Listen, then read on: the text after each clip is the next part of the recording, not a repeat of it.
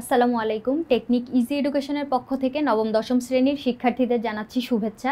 Technique easy education তোমাদের জন্য নিয়ে এসেছে ইজি বায়োলজি এই বইটি, যার আজকের পর্বে আমরা তৃতীয় অধ্যায়ের সংক্ষিপ্ত প্রশ্ন অনুশীলনীর যে সংক্ষিপ্ত প্রশ্নগুলো রয়েছে সেগুলো আলোচনা করব। দেখো এখানে তোমাদের জন্য আরও সংযোজিত আছে কিউআর কোড, যেটা স্ক্যান করার মাধ্যমে তুমি যাতে এই প্রশ্নগুলো আরও একটু সহজে বুঝতে পারো, আর একটু সহজে যাতে আয়ত্ত করতে পারো, যার জন্যই আমাদের এই প্রচেষ্টা। তোমরা কিন্তু চাইলেই আমাদের ইজি বায়োলজি বইটা সংগ্রহ করে নিতে পারো। এখানে তোমাদের জন্য অনুশীলনীর প্রশ্ন সমাধান ছাড়াও বিগত কয়েক বছরে বোর্ড প্রশ্ন অ্যানালাইসিস, নৈবেত্তিক প্রশ্ন অ্যানালাইসিস, এবং এখানে আরও রয়েছে তোমার রোড টু মিশন 100 এবং রোড টু মিশন সাইক্লোনের মতো সাজেশনগুলো, যেগুলো তোমার বায়োলজির ভয়টাকে জয় করে বায়োলজি পড়াটাকে যাতে আরেকটু সহজ করতে পারে, যার জন্যই আমাদের এই প্রচেষ্টা। চলো আজকে আমরা অনুশীলনীর সংক্ষিপ্ত প্রশ্ন, এখানে দেখো দুইটা সংক্ষিপ্ত প্রশ্ন আছে, এটা নিয়ে আমরা এখানে আলোচনা করি। দেখো প্রথমে কি বলছে, এক নাম্বারটা হচ্ছে তোমার কোষ বিভাজন কি। এখন কোষ বিভাজন বলতে আমরা বুঝতে পারতেছি একটা কোষ যেটা হচ্ছে বিভাজিত হবে বা ভাগ হয়ে যাবে। এখন কোষ বিভাজন প্রথমে তোমাকে বুঝতে হবে কোষ জিনিসটা কি। কোষ হচ্ছে আমাদের যে কোনো একটা দেহ, জীবদেহ গঠন আর কার্যকারী একক, মানে একদম ক্ষুদ্রতম যে এককটা ওইটা হচ্ছে কোষ। দেখো সবগুলো জীব, যেমন আমরা ধরো মানুষ, এরপরে যে কোনো একটা বট গাছ, এরকম যে জীবগুলা ওগুলা ছোট্ট একটা কোষ থেকে মানে আবির্ভাব শুরু হয়। একটা প্রথমে নিষেকের ফলে একটা জাইগোট তৈরি হয়, যেখানে একটা কোষ থাকে। ওই জাইগোট পরবর্তীতে বিভাজিত হয়ে 2টা, তারপর 4টা, 8টা, 16টা, 32টা, এভাবে হচ্ছে ওর কোষের সংখ্যা বাড়তে থাকে। এখন তার মানে তুমি বুঝতে পারতেছো একটা পুরা জীবদেহ কোথা থেকে আসছে, ক্ষুদ্র একটা কোষ থেকে ওর মানে যে বিকাশ ওটা শুরু হয়েছিল। তাহলে আমরা বলতে পারি কোষ হচ্ছে তোমার জীবদেহের গঠন ও কার্যকারী একক। যে প্রক্রিয়ায় এই যে কোষটা বিভাজিত হয় বা ওর সংখ্যা বৃদ্ধি করে, ওইটাকে আমরা বলবো হচ্ছে কোষ বিভাজন। দেখো কোষ বিভাজন আমরা জানি হচ্ছে 3টা পদ্ধতিতে কোষ বিভাজন হয়ে থাকে। একটা হচ্ছে তোমার অ্যামাইটোসিস, মাইটোসিস আর মিওসিস। এখন অ্যামাইটোসিস যে পদ্ধতিটা, ওটা হচ্ছে তোমার নিম্ন শ্রেণীর জীবে হয়, অর্থাৎ ব্যাকটেরিয়া যে জীবটা আছে ও কি করে, এই নিম্ন শ্রেণীর জীবগুলা ওদের যে কোষগুলা, কোষের মাঝখান বরাবর খাঁজ সৃষ্টি করে।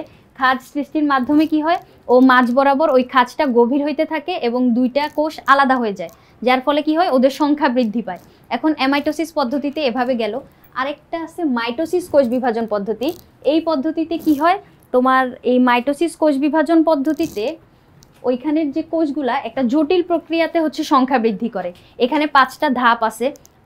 একটা হচ্ছে তোমার prophase, prometaphase, metaphase, anaphase, telophase. এখন এই ধাপগুলো তোমাকে অবশ্যই সিরিয়ালে মনে রাখা লাগবে। কি জন্য, আমি যদি ধাপ 1 বলি তোমাকে অবশ্যই প্রোফেজটাই বুঝতে হবে, ধাপ 2 বললে হচ্ছে প্রোমেটাফেজ, তারপরে মেটাফেজ, অ্যানাফেজ, টেলোফেজ, এভাবে সিরিয়ালে তোমাকে যাইতে হবে। এখন এই যে মাইটোসিস কোষ বিভাজন পদ্ধতি, সেখানে কি হয়, তোমার দেহের ক্ষয়পূরণ হবে অথবা যে কোষের বৃদ্ধি, কোষ বিভাজনের ফলে কি হয়, ওই জীবদেহটা দৈর্ঘ্য প্রস্থে বৃদ্ধি লাভ করে। এই যে বিভিন্ন কাজগুলা, এগুলো হচ্ছে তোমার মাইটোসিস কোষ বিভাজন প্রক্রিয়া হয়। কিছু কিছু জীব হচ্ছে মাইটোসিস কোষ বিভাজন প্রক্রিয়া অযৌন প্রজনন সম্পন্ন করে থাকে। তাহলে কোষ বিভাজন এখানে কি হবে, একটি মাতৃকোষ থেকে 2টি অপত্য কোষ সৃষ্টি হবে। আর এখানে কি হবে, যে মাতৃকোষের যে মানে বৈশিষ্ট্যগুলা হুবহু সেম বৈশিষ্ট্য আমরা ওই অপত্য কোষ 2টাতেও দেখতে পারবো। এখানে ক্রোমোজোমের বিভাজন একবার হবে, নিউক্লিয়াসের বিভাজন একবার হবে। যেহেতু একবার বিভাজন হয় আর ওই 2টা অপত্য কোষের ক্রোমোজোম সংখ্যা হুবহু মাতৃকোষের সমান থাকে, যার জন্য ওদের বৈশিষ্ট্যগুলাও সমান থাকে। অর্থাৎ যে মানে প্রজাতির যে স্থিতিস্থাপকতা ওইটা বজায় থাকে। এখন এখানে যে মানে সমান সমান বৈশিষ্ট্য আমরা পাচ্ছি, যার জন্য এটাকে হচ্ছে সমীকরণিক কোষ বিভাজন বলা হয়। মাইটোসিস কোষ বিভাজনকে সমীকরণিক কোষ বিভাজন বলা হয়। এরপরে আরেকটা কোষ বিভাজন, 3 নম্বর যে মানে 3টা কোষ বিভাজনের পদ্ধতি যে সর্বশেষ, সেটা হচ্ছে তোমার মিওসিস কোষ বিভাজন পদ্ধতি। মিওসিসে কি হয়, তোমার একটি মাতৃকোষ থেকে 4টি অপত্য কোষ সৃষ্টি হয়। এখন 4টা অপত্য কোষের যে ক্রোমোজোম সংখ্যা থাকে, ওইটা মাতৃকোষের ক্রোমোজোম সংখ্যার অর্ধেক হয়। তার মানে আমরা এখানে বলতে পারতেছি এই জায়গায় নিউক্লিয়াসের যে বিভাজনটা, এটা হবে শুধু একবার, আর ক্রোমোজোমের বিভাজন হবে, নিউক্লিয়াসের বিভাজন হবে 2বার, আর ক্রোমোজোমের বিভাজন হবে শুধু একবার। একবার বিভাজনের ফলে ওই ক্রোমোজোম সংখ্যা পরবর্তী যে স্টেপগুলোতে যায় কমে যায়, যার জন্য এটাকে হ্রাসমূলক বিভাজন বলে। এখন হ্রাসমূলক বিভাজনের ফলে এখানে হচ্ছে তোমার 4টা গ্যামেট যে আমরা পাইলাম, ওই গ্যামেটগুলোতে ক্রোমোজোম সংখ্যা মাতৃকোষের ক্রোমোজোম সংখ্যার অর্ধেক হয়। পরবর্তীতে দেখো পুং গ্যামেট আর স্ত্রী গ্যামেট যখন মিলিত হবে, ওই জায়গায় ক্রোমোজোম সংখ্যা আবার সমান হয়ে যাবে, মানে একটি মাতৃকোষের সমান। ওখানে n সংখ্যক ক্রোমোজোম, আবার আরেকটা গ্যামেটে থাকবে n সংখ্যক ক্রোমোজোম। 2টা গ্যামেট যখন একসাথে মিলিত হবে তখন 2n সংখ্যক ক্রোমোজোম হয়ে যাবে, অর্থাৎ ক্রোমোজোমের যে স্থিতিশীলতা ওইটাও বজায় থাকবে। কিন্তু এই জায়গায় দেখো দুইটা গ্যামেট যখন দুইটা বডি থেকে আসলো, ওই দুইটা গ্যামেট মিলনের ফলে যে নতুন জীবদেহটা তৈরি হবে ওখানে আবার দুইজনের বৈশিষ্ট্যের কম্বিনেশন পাওয়া যাবে, যার জন্য এখানে হচ্ছে তোমার ভ্যারাইটি সৃষ্টি হয়। তাহলে দেখো আমরা কোষ বিভাজনের 3টা পদ্ধতি দেখলাম। একটা প্রথম যেটা ছিল অ্যামাইটোসিস, ওটা মানে সরল একটা প্রক্রিয়া, শুধুমাত্র খাদ সৃষ্টি হবে আর দুইটা কোষ আলাদা হয়ে যাবে, সংখ্যা বৃদ্ধি হইলো। আর মাইটোসিস আর মিওসিস যেটা, এটা হচ্ছে তোমার জটিল প্রক্রিয়াগুলা, যেখানে কি হয় তোমার ধাপে ধাপে অনেকগুলা ধাপ সম্পন্ন করার মাধ্যমে ক্রোমোজোমের বিভাজনগুলা, তারপর নিউক্লিয়াসের বিভাজন সবগুলা মানে হচ্ছে একটা জটিল প্রক্রিয়ার মাধ্যমে দিয়ে হচ্ছে তোমার পরবর্তীতে কোষ বিভাজনটা হয়। তাহলে এখানে আমরা মাইটোসিস, মিওসিস আর হচ্ছে অ্যামাইটোসিস সবগুলা প্রক্রিয়া বুঝতে পারছি। কোষ বিভাজন বলতে মেনলি একটা কোষ বিভাজিত হয়ে ডিভাইড হয়ে দুইটা কোষ বা সংখ্যা বৃদ্ধি করার যে প্রক্রিয়াটা ওইটাকে বোঝায়।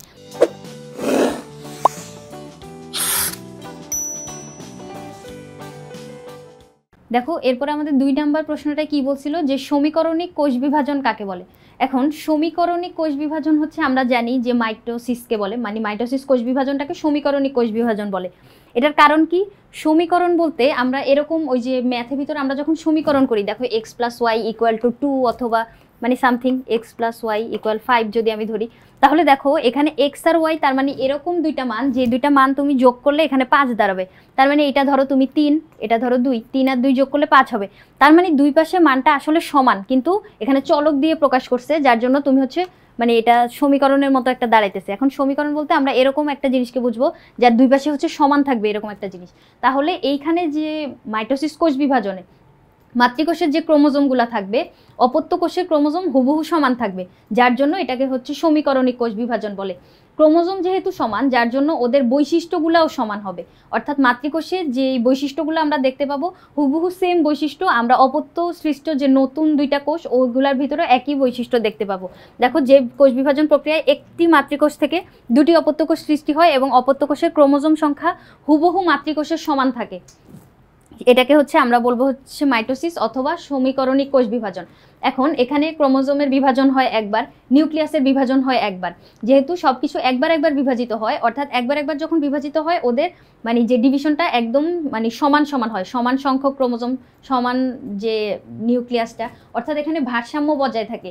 দুইটা যে জীবদেহ, অর্থাৎ মানে দুইটা যে জীবকোষ, নতুন সৃষ্ট যে জীবকোষগুলা, ওদের ক্রোমোজোম সংখ্যা আর যে নিউক্লিয়াস সংখ্যা সব একদম সেম সেম থাকে, যার জন্য এখানে প্রজাতির যে স্থিতিস্থাপকতা অথবা বিশুদ্ধতা যদি বলি, ওইটা হচ্ছে বজায় থাকে। কি জন্য? কারণ এখানে হচ্ছে সমান সংখ্যক ক্রোমোজোম পাওয়া যায়। আমরা জানি ক্রোমোজোম হচ্ছে আমাদের বৈশিষ্ট্যগুলা একটা মানে বংশ পরম্পরায় হচ্ছে বহন করে নিয়ে যায়। পিতামাতার বৈশিষ্ট্য সন্তান সন্ততিতে পরিবাহিত হয় কিভাবে? এই ক্রোমোজোমের মাধ্যমে। ক্রোমোজোমের ভিতরে আমরা জানি ডিএনএ অবস্থান করে, ডিএনএর ভিতরে জিন অবস্থান করে, নির্দিষ্ট একটা জিন নির্দিষ্ট একটা বৈশিষ্ট্য ধারণ করে, অর্থাৎ আলটিমেটলি বলতে পারি ক্রোমোজোমটাই হচ্ছে বংশগতির ধারক ও বাহক। এখন এই যে বংশগতির যে বৈশিষ্ট্যগুলো এগুলো যে বহন করে নিয়ে যাবে, এই জায়গায় সমীকরণিক কোষ বিভাজনে আমরা জানি 5টা ধাপে সম্পন্ন হয়। আলটিমেটলি 5টা ধাপে সম্পন্ন হইলেও একদম যে ফলাফলটা আমরা পাই ওখানে 2টা কোষ পাই, যে 2টা কোষে ক্রোমোজোমগুলা ওই বৈশিষ্ট্য নিয়ে পরিবাহিত হয়, ওই বৈশিষ্ট্যগুলো হচ্ছে একদম সমান সমান থাকে, যার জন্য এই মাইটোসিস কোষ বিভাজনকে আমরা হচ্ছে সমীকরণিক কোষ বিভাজন বলবো।